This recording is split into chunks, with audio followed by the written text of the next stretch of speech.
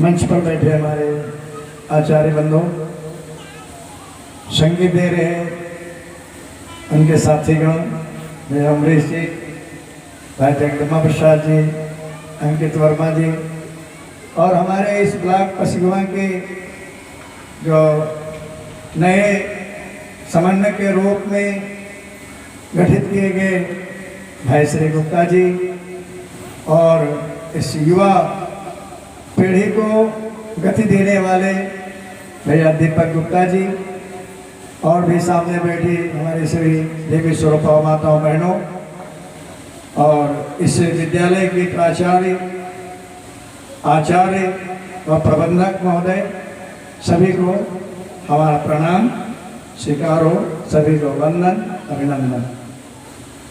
भाइयों बहनों, परम पूज्य गुरुदेव इस जमाने में आए, जिस जमाने में लोग नाना प्रकार की समस्याओं से ग्रसित थे। लोग ये कहते थे कलयुग आ गया, कलयुग आ गया, कलयुग बहुत खराब है, दुनिया बिगड़ गई है, दुनिया में रहने के लायक नहीं रह गई है दुनिया, ये दुनिया को कैसे ठीक किया जाए। ऐसे समय में परम पूज्य गुरुदेव पंडित श्री राम शर्मा आचार्य जी आए और उनको ये जिम्मेदारी हमारे ऋषियों के द्वारा दी गई, भगवान के द्वारा दी गई। महाकाल भगवान ने, गायत्री माता ने जिम्मेदारी दी कि बेटे इस दुनिया को अगर कोई ठीक कर सकता है तो तुम्हारे अलावा कोई ठीक करने वाला नहीं है, और उनको परख कर दुनिया में भेजा। इस दुनिया में आए, देखा कि दुनिया बिगड़ी तो है, लेकिन बिगड़ी दुनिया के कारण क्या है, क्यों बिगड़ गई दुनिया।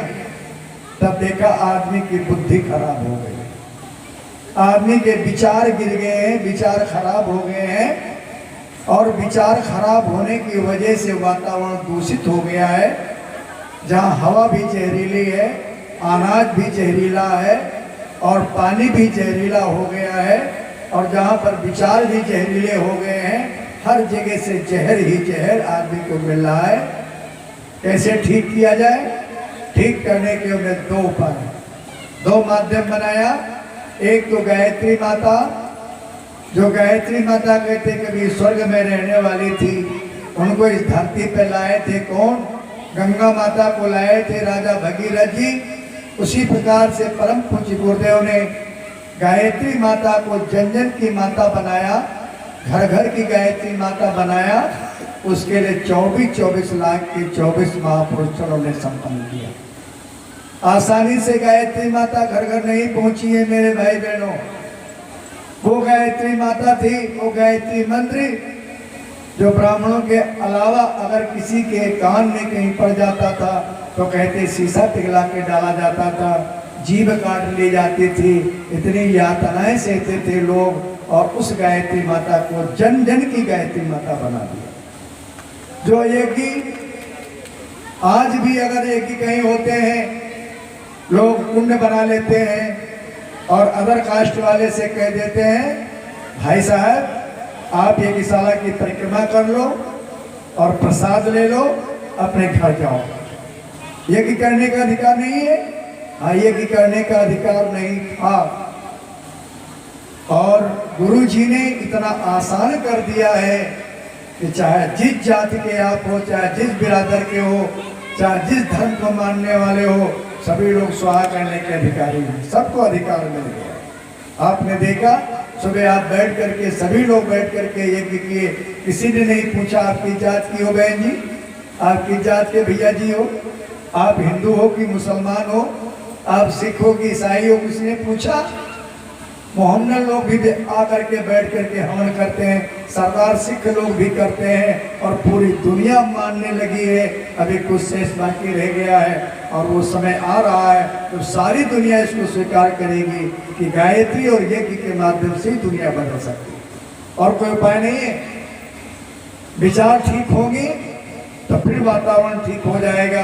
जो अब वातावरण आज विषाक्त हो गया है, और विषाक्त वातावरण को शुद्ध करने के लिए यज्ञों का माध्यम गुरुदेव ने दिया। यज्ञ है और जो कि एक ये संदेश देता है कि अपने व्यक्ति का निर्माण करो, परिवार का निर्माण करो, समाज का निर्माण करो, और व्यक्तिगत साधना से लेकर के सामूहिक साधना तक का संदेश देती है। समूह तक की बात कहती है, क्योंकि गायत्री मंत्र कहता है धियो यो न जो बहुवचन है, न का अर्थ है कि हम सबको भगवान सद्बुद्धि देना है। माता जी, हम सबको सद्बुद्धि देना, बहू को भी देना, पिता को भी देना, सास को देना, जेठानी को देना, सबको देना। ये सभी के लिए समूह की बात कही जा रही है। और समूह हमारा ठीक हो जाए, समाज ठीक हो जाए, तो फिर मामला ठीक हो जाएगा। क्योंकि कोई भी संगठन, कोई भी अभियान जब चलाया जाता है भाई बहनों, वो समूह तक जाता है। और ध्यान रखना, हर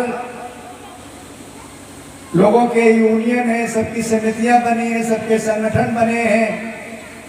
और धार्मिक संगठन होना चाहिए कि नहीं होना चाहिए? अच्छे लोगों का एक संगठन होना चाहिए, नहीं होना चाहिए? अच्छे लोगों का भी समूह होना चाहिए। ये कि भगवान बताते हैं कि हम सब लोग समूह में रहे। ये नवरात्रि का पावन पर्व संदेश देता है। माँ दुर्गा का अवतरण हुआ था। माँ दुर्गा कौन थी? माँ दुर्गा समूह संगठन की सहकार देवी थी, और वो संदेश देती है। इसलिए संगठन को मजबूत करो, संगठन हमारा ठीक होना चाहिए। संगठन का सूत्र है सलाह लो सम्मान दो, सलाह लो सम्मान दो। और लेकिन आजकल क्या होता है, सम्मान लो सलाह दो, सलाह दो, और जब कहते सलाह लो सम्मान दो, बस यहीं पर उलट जाता है मामला। संगठन नहीं चल पाता है, सामूहिकता हमारी बिखर जाती है। जिले का संगठन बनाया गया, समन्वय समिति का गठन किया गया, पुनर्गठन हुआ। आपके ब्लॉक कसिगवा में भी आपके समन्वयक भाई साहब गुप्ता जी बैठे हुए हैं। अब इनके ऊपर बड़ी जिम्मेदारी आ गई है। कितनी बड़ी जिम्मेदारी है?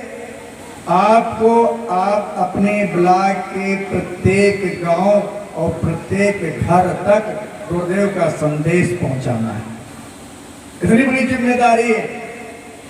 ब्लॉक के अंदर कोई भी गांव ऐसा नहीं होना चाहिए जिस गांव में, जिस घर में कोई ये कहे कि भाई साहब हम क्या बताएं, हम जान नहीं पाए, गुरु जी के संदेश को समझ नहीं पाए, गुरु जी के ज्ञान को अगर समझे होते तो शायद अपने भी बच्चों को हम संस्कार दे देते, हम भी अपनी जिंदगी को सुधार लेते। अवसर आया, जिंदगी सुधर सकती थी, लेकिन सुधार नहीं पाए।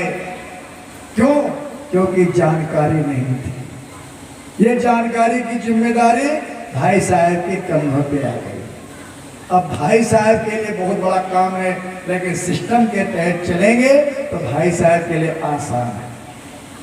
कितनी न्याय पंचायतें हैं? ब्लॉक को न्याय पंचायतों में बांट दिया गया है। हर न्याय पंचायत में 10-12 गांव होते हैं, उनका एक समन्वयक होना चाहिए। वो न्याय पंचायत के समन्वय के गठन करने की जिम्मेदारी आप भाई साहब की है, गुप्ता जी की है। ब्लॉक में अपने लोगों को बुलाइए और एक ऐसा समन्वय समिति ब्लॉक के आप तैयार कीजिए जिसमें सभी न्याय पंचायत के भाई लोग उसमें सम्मिलित हों। और न्याय पंचायत के जो समन्वयक हैं उनकी जिम्मेदारी है कि आपके न्याय पंचायत, आपके जो न्याय पंचायत है उसमें कितने गांव होंगे? 10 होंगे, 12 होंगे, 20 होंगे, 25 होंगे, और वहां तक आप ग्राम पंचायत तक आपको पहुंचना है। वहाँ एक समन्वयक बनाना है, समन्वय समिति बनाना है, जो आपके हर गांव में, हर घर तक उनकी पहुंच होनी चाहिए। उसमें बहनें भी हो सकती हैं, भाई भी हो सकते हैं। और ये संगठन जब इस तरह से अपना जो है कार्य करना शुरू कर देगा तो कोई स्थान भी इससे वंचित नहीं रहेगा।